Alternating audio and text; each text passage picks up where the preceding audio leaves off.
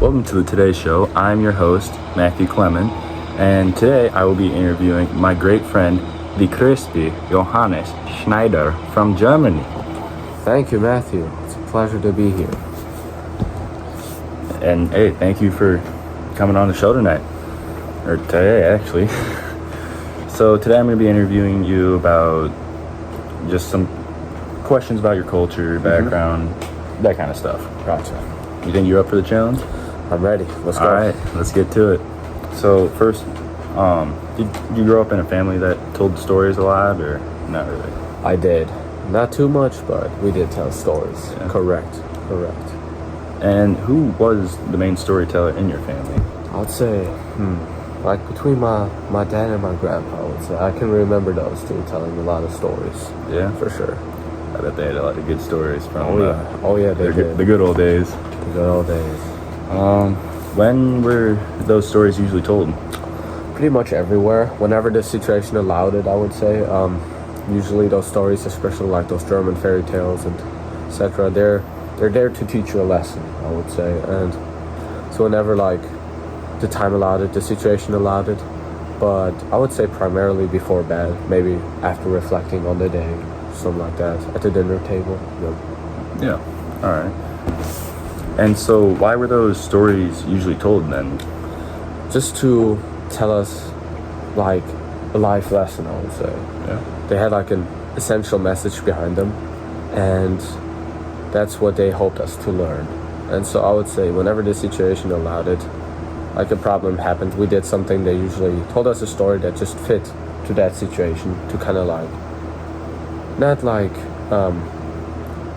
be bad on us and like get mad at us that we did something wrong. They just try to give us the learn effect by ourselves, by just listening to the story and kind of like guessing what I did wrong and what not, like figuring this essential message out by yourself. And so this was usually the main reason. Right. So it was usually like for lessons, if you did something wrong, then you'd have to think Correct. about what you did. What I did wrong, and what does the story tell me? What is the story trying to tell me?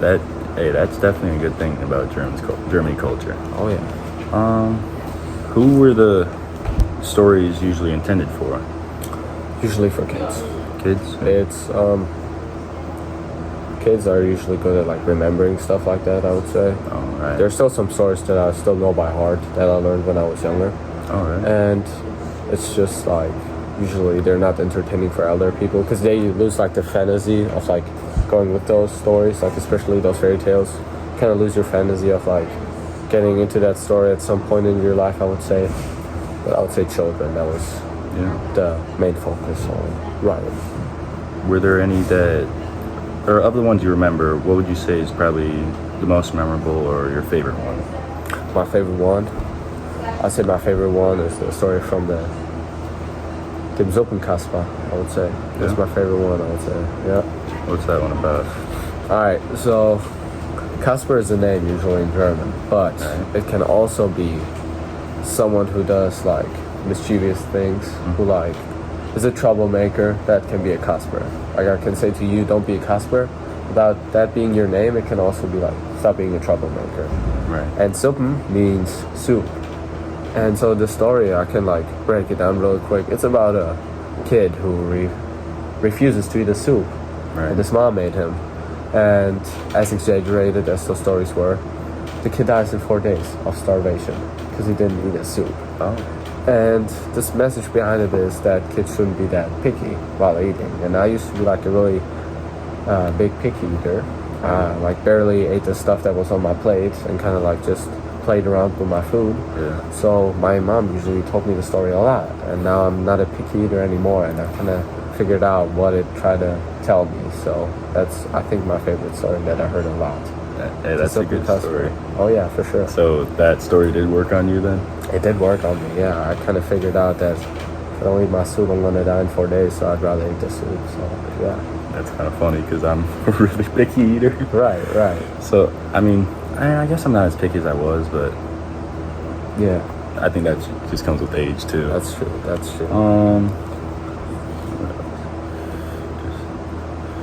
What would you say is a story that explains your childhood or relates most to your childhood other than the pick a year one. A story. I'd say that's a really big one. Max and Moritz is a pretty big one too. Max and Moritz. Oh my god, yeah. I get nostalgic while thinking about it. So they are like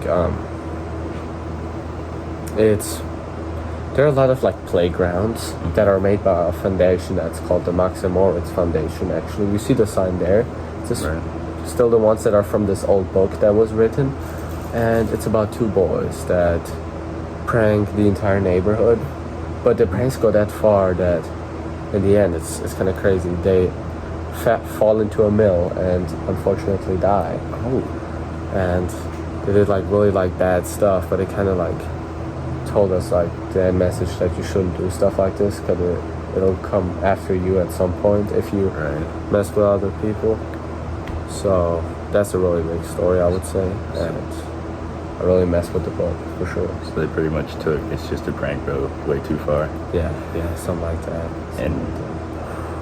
So pretty much they started out like TPing houses and ended up making fun of their teacher. Getting worse and worse and worse. I can remember they did something where they like put corn on like a rope, and the chicken ate the corn from a lady they didn't like and then hung the chicken. Oh, yeah, I know, it's like really bad. Wow. The German stories are tough and they're still intended for kids, but they get the point across though. Yeah, they get the point across. But so pretty much that's just, if you do a bunch of bad stuff, it'll catch up with you in the end. Correct. That's the essential message behind that. Yeah. Hey, that is a good message though, for sure. All right, now on to more of culture. How would you define your culture? Let me think about this one. I'll come back to that later. All right. What about how you define your family? Oh. Like, how would you describe them? What's the relationship between your parents? I'm from a really Christian family. That's why I went to Newman too for my exchange here. They really wanted that and advocated that I go here. Yeah. I got one younger brother. We're four in our family, and I'd say pretty calm family, you know, pretty normal, nothing special. Yeah. It's a fam. Tight with your family? Yeah, for sure. That's good. Who would you say holds the most status in your family, I guess? I guess like my dad would represent our family. Okay. Or my mom too, though. Yeah. Just depends on what's going on. Right, what's going on, correct. How important is education to your family? Really important. I'd say my parents, they both, especially my dad, he grew up in Romania. He's a German, but he grew there up because the farmland is pretty good over there. That's why his family went over there. Right. But it didn't allow him to study, so he had to go to Germany. That's why he went to Germany, because of the educational purposes, I would say. His family left, and I would say they can kind of see that education is really important point in my family, even to the point that they would like move countries for that. Yeah. Wow. That important. Yeah, really important.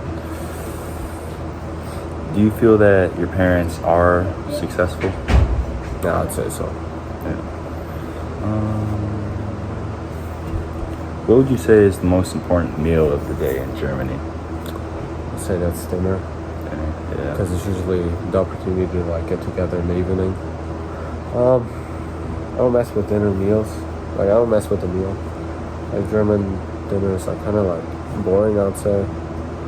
But it's not about the food. It's more about getting together, talking about the day. Right. Yeah. More about spending time with your family and bonding with them.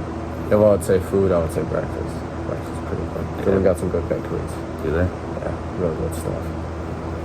Ooh, okay. This isn't really tied into German culture, but what do you like better, pancakes or waffles? Oh, I'd say pancakes. Yeah, pancakes. Yeah. What's more common in Germany? Pancakes. Yeah, awesome. I think I found another reason to like Germany. Waffles are more like Belgium and France. Like Belgium is famous for waffles, especially. Right. Do you ever live with your grandparents or extended family, like for extended stays, or No, not really. just like day visits usually? Or? Yeah, usually day visits. I mean, I used to go over there when I was sick and my parents couldn't have a, like, get off work. I went to my grandparents, right, and stayed there a bit while I was, like, sick for school, but nothing, like, longer than, like, a week, I'd say. Right. How important is religion to your family? Pretty important, I would say. My parents are both pretty religious. My dad is really special, like, in his church. It's like in this, like, council there. Yeah, so pretty important, I'd say. Yeah, that's good. That's good. What would you say? What is the most important or most celebrated holiday in Germany? I'd say it's gotta be either Christmas or Easter. Yeah. Those are the big ones. Something that is like not celebrated here. We celebrate when Germany got reunited, aka when the wall got destroyed. And then we got Fasching too, which is kind of like carnival. It's like when people like dress up, kind of like Halloween. It's just during the day. Oh, so we get it's like holidays for that too. a Halloween carnival during the day. Kind of, yeah. It's like less scary too. It's more like you dress up like funny, like clowns and stuff like that. And it's like dress up and go have fun. Right. Yeah. And I can remember certain bakeries always eating on that day. It's like called a Krapfen. It's like a little like, I don't know, it's like a donut, German donut, I'd say. It's pretty good. And that's like a funny thing too. It's like, you know how there's like the debate on if it's soda or pop or soda pop? Yeah. Here in the US, the same as with this thing. It's called Krapfen, but some people will call it a Pfannkuchen, and some other people in Germany would call it Berliner. So it's like a really big debate on what it is called. So yeah, it's pretty funny to share. So like that's like a German donut, you're saying? Yeah, I'll call it Krapfen. It's a Krapfen. Krapfen. Krapfen. Cotton? You'll get there. Okay. Yeah, I'll try to practice. No worries. Oh. Coffee? Yeah. Okay. There you go.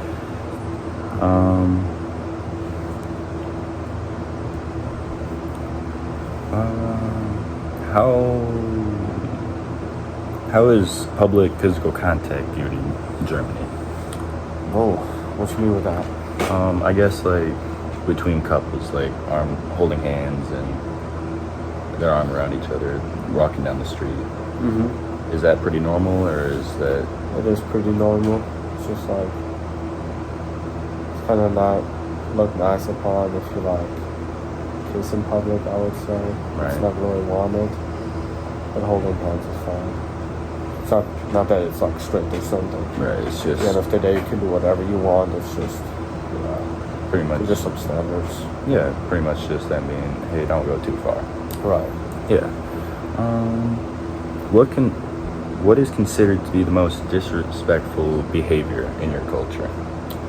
I'd say USA and Germany are both like kind of like this Western culture, and it's just like the same manners. It's just showing manners. Two naughty boys. For example, hello, Mr. Sanders. For example, open your mouth while eating, I would say, is a pretty disrespectful one. Not waiting for someone to finish talking. Not looking in someone's eyes while you're having a conversation, I would say. What else is a good one? Interrupting people, skipping the queue, something like that. You wouldn't be surprised by something that would like not be like weird. It's pretty much the same here. There's nothing that like jumps out of the line or something. Yeah. Could think of something like tipping well, something like that. But otherwise, it's pretty the same. There's no big differences. Yeah. So do people in Germany tip roughly the same as here in America? No. Or? In Europe, there's the rule that waiters get paid way more. It's not that like tips are their best income, so it's usually like rounding up, maybe €1 or €2 more, like maybe like if you buy something for 43 euros, you would pay like 45 to 46. It's not closely as much as in the US, but that would be already a good tip. Just like a little, here you go, kind of Yeah. thing. Yeah. Right. Okay. Holy cow, we are. All right. Yeah, I know. We're rolling. All right, let's go. And that is all for today, folks. Thank you for joining us here today. Thank you, Johannes, for showing up. Thank you for having me here. And that is all.